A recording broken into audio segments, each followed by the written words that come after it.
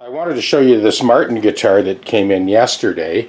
It was supposedly set up, I don't know if you can see that action or not, but when the action is that high on a guitar, as you ascend the fingerboard, the notes get progressively sharper and sharper. And of course, it's not just that it's difficult to play, uncomfortable to play, but it will virtually never play in tune. So this one will also be getting a compensated nut, like we just finished on that Gretsch. This is a brand new guitar, by the way. The action will be lowered, but it will need a fret dress in order to bring the strings down that close. And we'll walk you through it, as we always do, step by step. Cheers. We'll get right down to it, get these strings off, mask off that body, and take care of that high spot at the neck to body junction. Level crown and polish. Then we'll be able to adjust this truss rod, drop the action down, and we're stepping it down actually to an 11 to 52 string, a custom light string.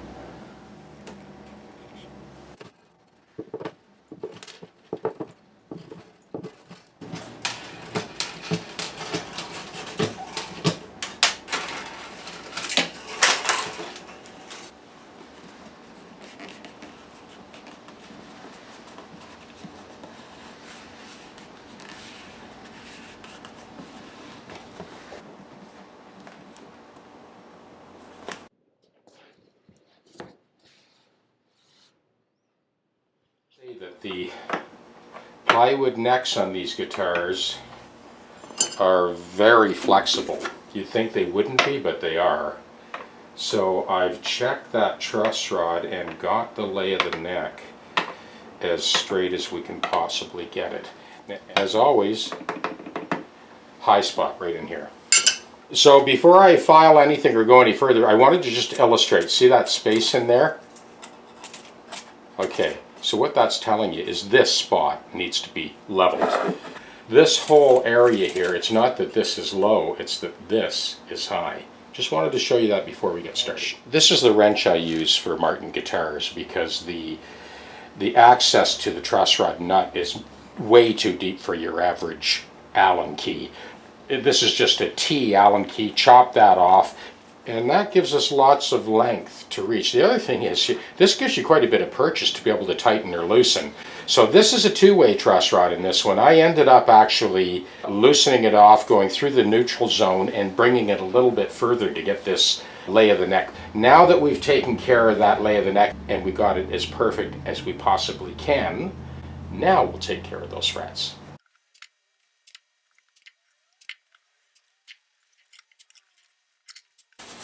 So I want to cover that sound hole up completely because this has a Fishman system in it, and the last thing you want is to get fret filings into the electronics or the controls or the circuit board. So that's sealed off now, don't have to worry about that. Okay, let's get that treble spot right at the top. I'll get that straight edge out in a second and check it again.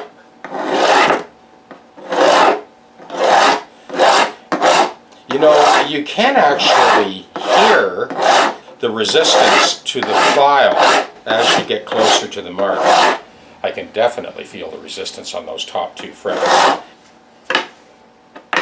So now when we put that straight edge up there, done. And that is it.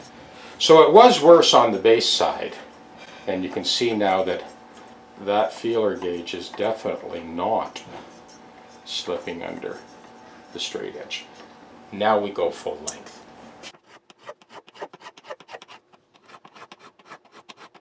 Remember, don't touch the center of the crown. All you're doing is coaxing the crown back to center. You got to watch the body's in the way here, so I'll have to come around the other side to get the treble side of the fret.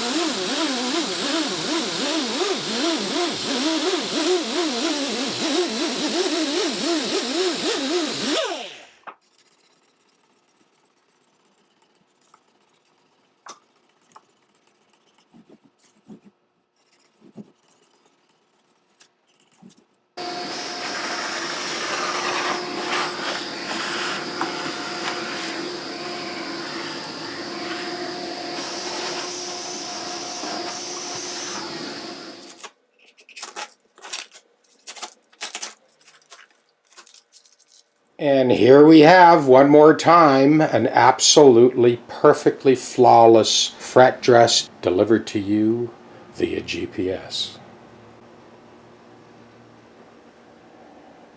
Okay, here we go, moment of truth. So I'm going to play the fretted note on the 7th fret.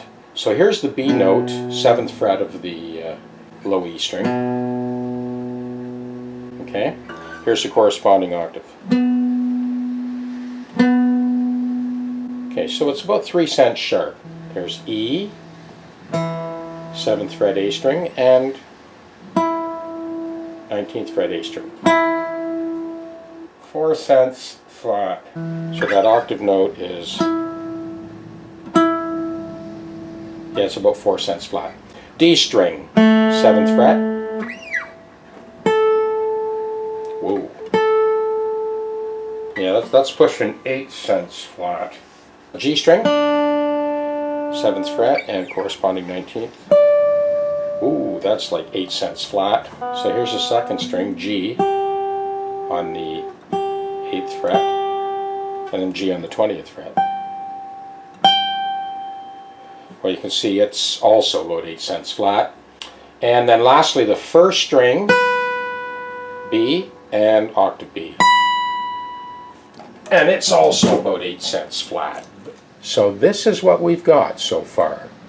Low E to high E. 3 cents sharp, 4 cents flat, and then the other 4 strings are all 8 cents flat. So in other words, when I play the 7th fret note and then play the corresponding octave on the 19th fret, that 19th fret note is out of pitch. I'm showing you this for a reason. We'll come back and we're going to do this exact same test when I'm done. Okay, we're back. So let's go through this whole process again. Start with a low E string, 7th fret.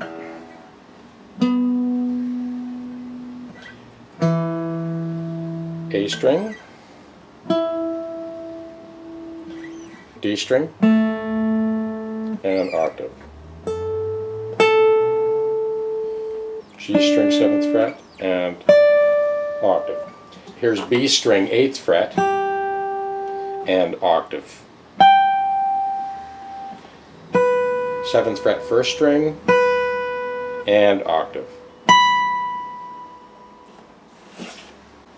I rest my case. So now we'll zero in on the nut, open E, and 1st fret. Okay, it's about 4 cents sharp. Here's open A string, and 1st fret. That's pretty good actually. A string's good, we'll leave it alone.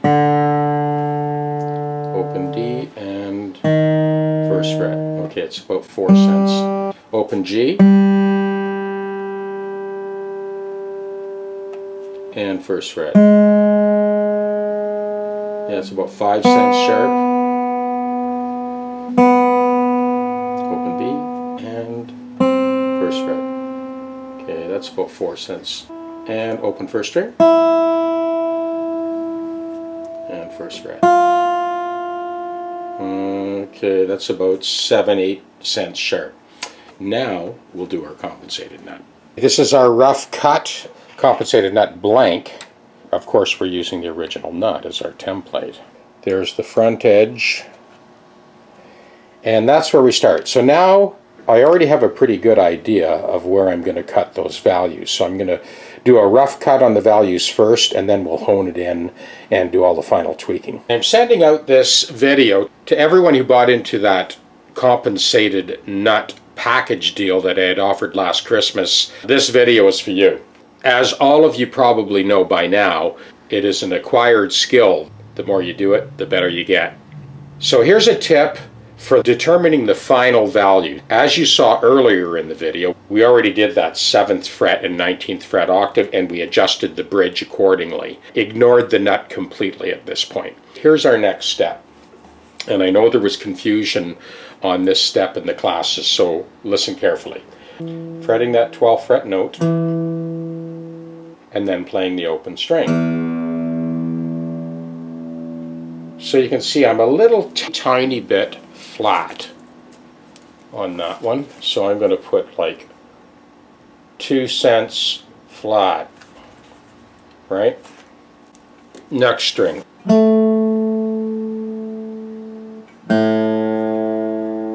That's also a little bit flat, 2 cents flat.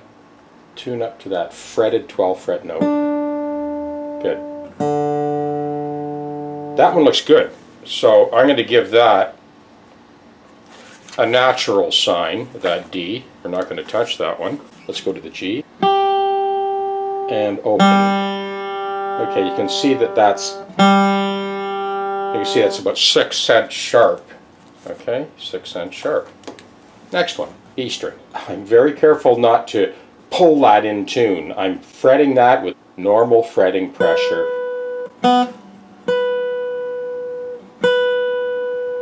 And open. Just a little tiny bit flat as well. So we'll say that's 2 cents flat. And lastly, and open.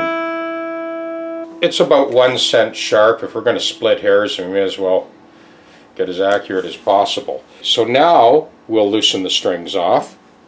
So at this point we are down to hand filing only. So I'm going to take care of all the sharp ones first. So there's our high E string. So it's sharp, 1 cent sharp. I'm just going to breeze this with my little round file.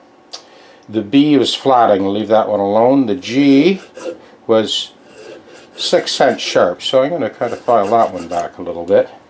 And then the other ones are flat. Now what I'm going to do with these ones that are registering flat, I am going to reslot to make sure we're chasing that to the leading edge. I'm going to file this on this angle and make sure that we chase it right to the leading edge. We're going to put it back on the guitar, and then we're going to check those values again, those flat values. So this is what we had last round, right? 2 cents flat, 2 cents flat, D was perfect, G was 6 cents sharp, B was 2 cents flat, and the high E was 1 cent sharp. I went over that, I refiled those nut slots. Now the low E is 2 cents sharp. So obviously it was getting hung up in the nut slot somewhere. The A is perfectly in tune, the D is also perfectly in tune. The G is still 5 cents sharp. B is perfect, E is perfect. So here's the next step that I want to show you guys, something that I've just discovered myself on this sort of final tweak. Check this out. Okay, you don't have to take my word for it. I'm going to play through it and let you see for yourself. So here's the 6th string.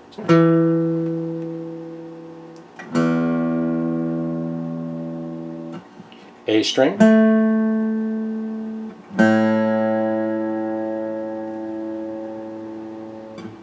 D string, G string. So that one's sharp, we got to take care of that one. There's a B string.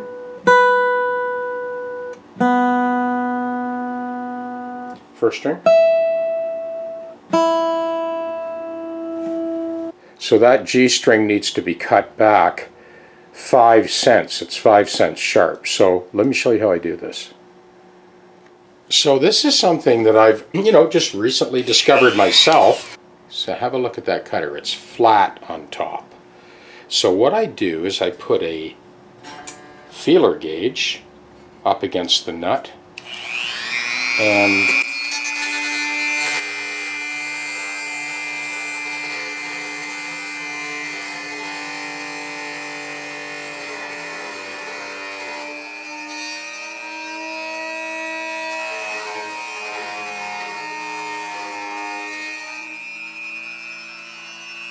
that's all there is to it. For you guys that have been doing these compensated nuts, you know how much work it takes to get to this point.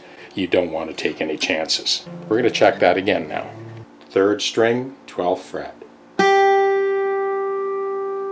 And open. Okay, so all the values are cut now for the nut, but we're still not quite there yet. So the very last step we take, now that all those distances are determined, The saddle was intonated. Remember, we intonated from the 7th fret up to the 19th fret. Then we fretted the 12th fret note, played the open string, and that's when we made our final adjustments. So the very final adjustment now is to play the open string, the 1st fret note, and file it until the sharpness is gone. And that will give you a guitar 100% perfectly in tune. Cheers, guys. There's the open E. And there's the 1st fret. Open A. 1st fret. D string and 1st fret.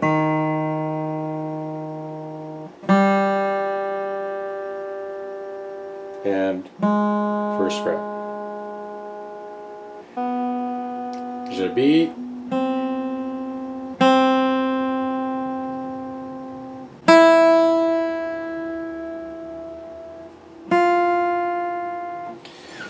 Okay, so that's all open string and 1st fret notes are all perfectly in tune, and as you saw earlier in the video, we intonated the guitar from the 7th fret up to the bridge. As always, the real acid test is to just play some chords. So there's a A minor 9 first position. Identical chords, same voicing, an octave higher. Again.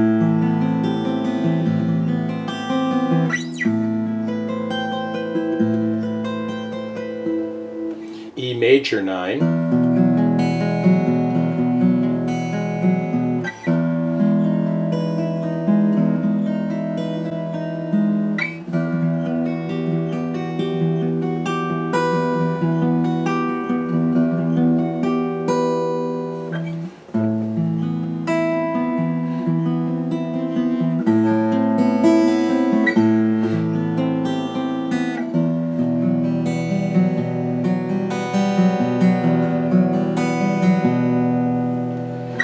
Okay, so here's a few garden variety first position chords. There's a D,